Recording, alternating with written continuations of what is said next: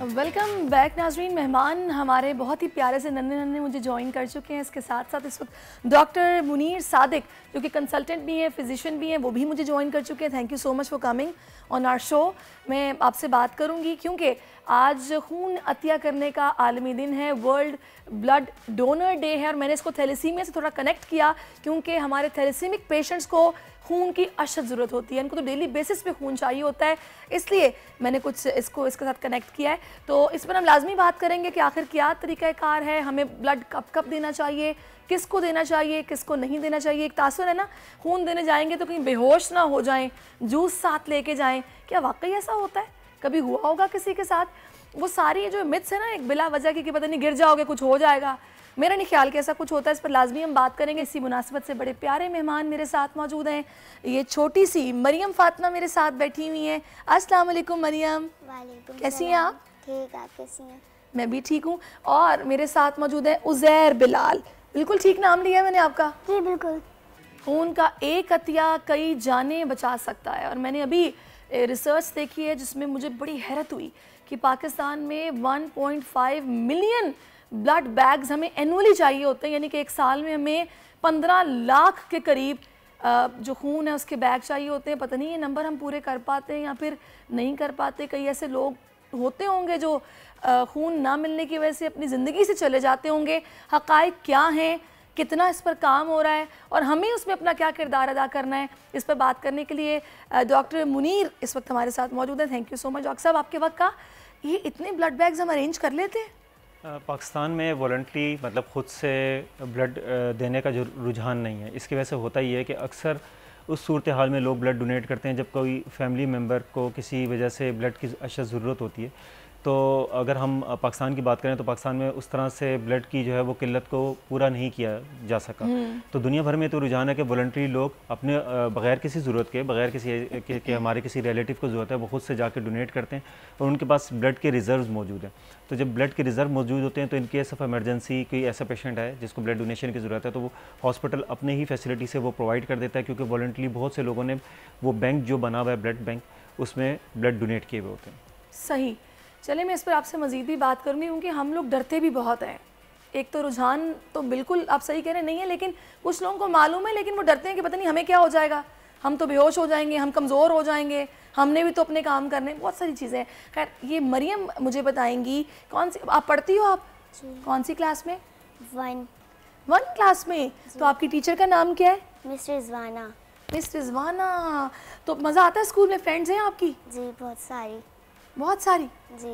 तो अच्छा मरियम को डर तो नहीं लगता जब ब्लड आपको लगता है तो वो जब इंजेक्शन लगता है ना, एक सिरिंज लगती है, डर तो नहीं लगता उससे? नहीं।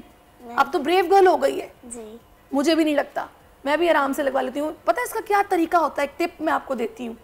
जब आपको ये पता हो कि आपको नीडल लगने लगी है, आपने एक लंबी सी सांस लेनी है। नीडल अंदर जाएगी, पता ही नहीं चलेगा कि नीडल अंदर चली गई। अब मुझे बताएगा उज़ैर कौन सी क्लास में पढ़ता है? मैं पढ़ता ही नहीं हूँ। अभी नहीं पढ़ते? नहीं, हॉस्पिटल जाना होता है, मेरा मसला बहुत बढ़ गया है। ओह, तो क्या कितनी बार हॉस्पिटल जाना होता है आपको? महीने में 3-4 दफ़ा जाना होता है और ब्लड भी नहीं है। अभी बहुत ब्लड का मसला हो रहा है, ब्लड भी नहीं है और जिसकी वजह से मैं हॉस्पिटल जा नहीं सकता हूँ। ये चश्मा तो लगा के दिखाओ पहले मुझे। इतना प्यारा चश्मा, ये लटका तो नहीं रहेगा? ओए ये तो हीरो लग रहा है। नाज़रीन देख लें आप, ये बच्चा इतना क्यूट, इतना प्यारा। लेकिन बिलाल अगर आप मंथ में 3 से 4 दफ़ा आपको जाना होता है तो 4 छुट्टियां भी तो आती हैं, हफ्ते में 1 छुट्टी मिलती है स्कूल से, तो स्कूल तो जा सकते हो आप। लेकिन हर बार छुट्टियां करें तो ऐसा सही नहीं होता है। नहीं हर बार नहीं ना, आप संडे के संडे ऐसा डॉक्टर साहब मुमकिन होता है? जी हमारे पास मुमकिन है। असल में इन पेशेंट्स को ब्लड ट्रांसफ्यूजन के साथ साथ इनकी रेगुलर चेकअप भी होता है, क्योंकि सिर्फ ब्लड ट्रांसफ्यूजन नहीं होती, इसके साथ हेमाटोलॉजिस्ट जो है वो इनको रेगुलरली देख भी रहा होता है। और हेमाटोलॉजिस्ट इसलिए देखता है क्योंकि जो थैलेसीमिया के अपने कम्प्लिकेशन है उनको पे भी नज़र रखी जाए। और जब पेशेंट को रेगुलर ब्लड ट्रांसफ्यूजन होती है तो उस रेगुलर ब्लड ट्रांसफ्यूजन के साथ एक कंडीशन होती है जिसको हम कहते हैं आयरन ओवरलोड। मतलब जिस्म में आयरन जो है वो ट्रांसफ्यूजन के साथ बार बार ट्रांसफ्यूजन करने की वजह से आती है, तो उस कम्प्लिकेशन को भी मैनेज किया जाता है और उसके साथ साथ उसकी मेडिसिन भी जो है ना वो पेशेंट को प्रिस्क्राइब की जाती है। अच्छा वेरी सॉरी टू से, मैंने किसी को बात करते हुए सुना कि हमारे मुल्क में तो डॉक्टर्स को खुद नहीं पता होता कि वो माइनर है या मेजर है या क्या है। उन्होंने अपना भी चेकअप नहीं कराया होता, तो वो पेशेंट्स का क्या ख्याल रखेंगे। क्योंकि मेरे सामने से एक स्टोरी गुजरी थी, मुझे बड़ा दुख हुआ उसको सुन के। एक साहब थे, उनके बेटे को आयरन की इतनी ज़्यादा क्वांटिटी मिलती रही कि जब वो बोन मैरो के लिए गए तो डॉक्टर्स ने बताया कि इनकी बॉडी में 11,000 के करीब आयरन की क्वांटिटी जा चुकी है, जो कि आई थिंक सो 140-160 के करीब हमारी बॉडी में नॉर्मली होती है, कुछ ऐसे फिगर्स थे। तो मतलब डॉक्टर्स ने ये मैनेज नहीं किया या उनको आइडिया नहीं था कि इसकी आयरन की इतनी ज़्यादा ये सफिशेंसी हो रही है, तो ऐसा भी मुमकिन होता है? देखिए, वैसे आयरन सफिशेंसी नहीं होती, कुछ बीमारियां होती हैं, हीमोक्रोमेटोसिस कहते हैं, मौरूसी बीमारियां होती हैं जिसमें जिस्म में जो है वो आयरन कंजर्व होना शुरू हो जाता है। नॉर्मली हम जो आयरन लेते हैं उसका एक बैलेंस होता है और वो बैलेंस जितनी हमारी रिक्वायरमेंट होती है उतनी आयरन रहता है और बाकी जो आयरन है वो जिस्म से खारिज हो जाती है। हीमोक्रोमेटोसिस एक बीमारी ऐसी होती है जिसमें थैलीसीमिया से हट के जो है वो जिस्म में आयरन स्टोर कंजर्व होना शुरू हो जाते हैं, यानी सेव होना शुरू होते हैं। और दूसरी, अगर हम सेकेंडरी काजेज़ की बात करें, यानी ऐसी बीमारियां जिनमें जो है आयरन स्टोर बढ़ जाते हैं, वो थैलीसीमिया है, क्योंकि इसमें हमें खून की मुस्तकिल ज़रूरत होती है और जब आप खून बाहर से लेके लगाते हैं तो उसके साथ आयरन स्टोर जो है वो बढ़ जाते हैं और उस पे जहाँ थैलीसीमिया को कंट्रोल करने की ज़रूरत होती है वहाँ इस कॉम्प्लिकेशन को भी कंट्रोल करने की ज़रूरत सही। होती है। अच्छा डॉक्टर साहब, जो मैंने अभी डॉक्टर्स की बात की है, क्योंकि मैं बरतानिया के साथ अगर हम इसका कंपैरिजन करें तो वहाँ पे एक साल में बल्कि 300 कुछ थैलेसेमिक पेशेंट्स हैं, यहाँ पे लाख से ऊपर चली गई है तादाद।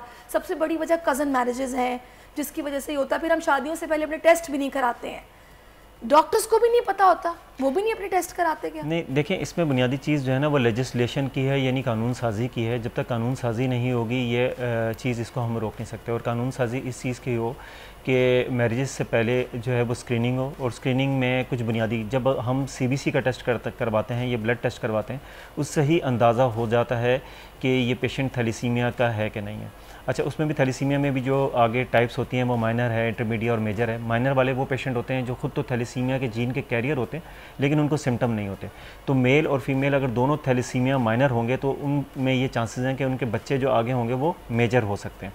तो थैलीसीमिया माइनर खुद तो बीमारी के साथ नहीं होता, लेकिन हस्बैंड एंड वाइफ दोनों अगर थैलीसीमिया माइनर होंगे तो उससे चांसेस हैं कि बच्चे थैलीसीमिया मेजर हो सकते हैं। तो उसमें CBC एक बुनियादी टेस्ट होता है, उससे हमें अंदाज़ा होता है। उसके बाद फिर हम जो अगर उस डाउट की बुनियाद पे एक टेस्ट होता है जिसको हम कहते हैं HB इलेक्ट्रोफोरेसिस, जिसकी बुनियाद पे हम कंफर्म करते हैं कि थैलीसीमिया माइनर तो नहीं है।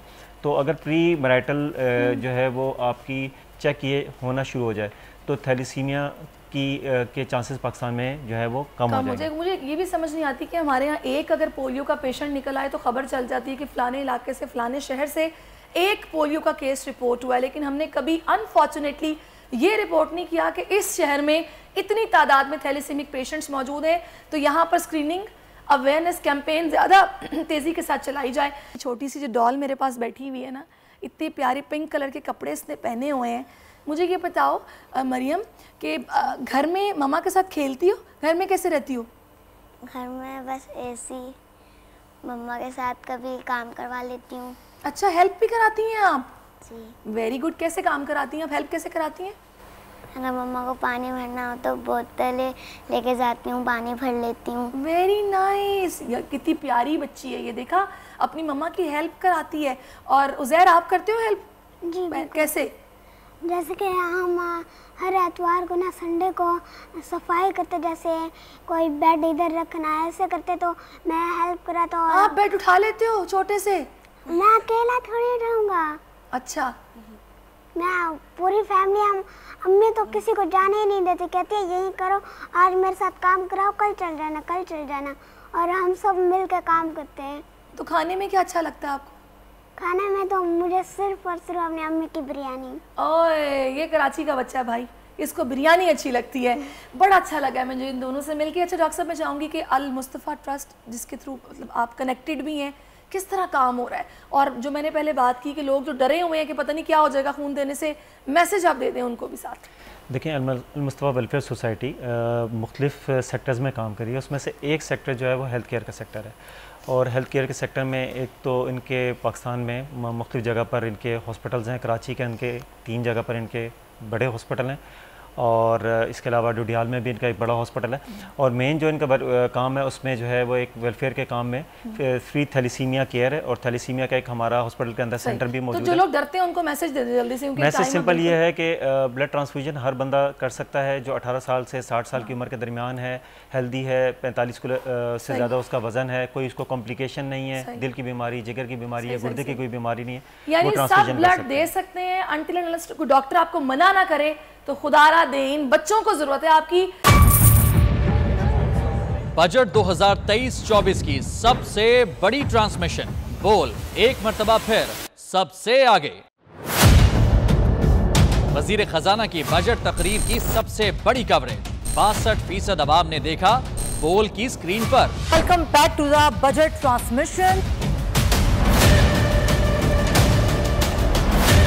सबसे बड़े पैनलिस्ट और रिपोर्टर्स की बड़ी टीम ने बजट के लम्हे लम्हे की अपडेट से किया बाखबर अपनी आवाम को। गुजरात रजाक में यूं कह रहा हूं कि एक तरफ ये ख्वाहिश है कि लोगों को रिलीफ दी जाए, क्योंकि इलेक्शन सिर पर है, तो कोई ऐसा बजट दे जो पॉपुलिस्ट हो। क्योंकि बोल रखता है खबर के हर पहलू पर नजर, बोल है सबसे आगे सबसे पहले।